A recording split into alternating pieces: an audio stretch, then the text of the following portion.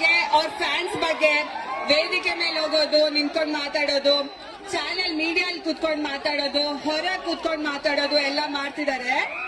ಅದೇ ಜನಗಳು ದರ್ಶನ್ ಅವ್ರು ಇದ್ದಾಗ ಅವ್ರು ಬೆಂಗಳೂರಲ್ಲಿ ಇರ್ತಾರಾ ಇಲ್ವಾ ಅಂತಾನೆ ಗೊತ್ತಾಗಲ್ಲ, ಎಲ್ಲಿ ಮಾಯ ಆಗ್ತಾರೆ ಅಂತಾನೂ ಗೊತ್ತಾಗಲ್ಲ.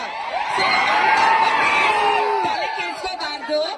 ದರ್ಶನ್ ಅವ್ರು ಹೇಳಿರೋ ಹಾಗೆ ಯಾರು ಏನೇ ಮಾತಾಡಿದ್ರು ನಾವು ನೊಂದ್ಕೊಳಲ್ಲ, ಕೋಪ ಮಾಡ್ಕೊಳ್ಳಲ್ಲ. ಇಂಪಾರ್ಟೆಂಟ್ ನಿಮ್ಮ ಪ್ರೀತಿ ಹಾಗೂ ಬೆಂಬಲ ಮಾತ್ರ. ಸೊ ನೀವುಗಳು ಹಾಗೆ ಬೇಜಾರ್ ಮಾಡ್ಕೋಬೇಡಿ, ಕೋಪ ಮಾಡ್ಕೋಬೇಡಿ, ಟೆನ್ಷನ್ ತಗೋಬೇಡಿ.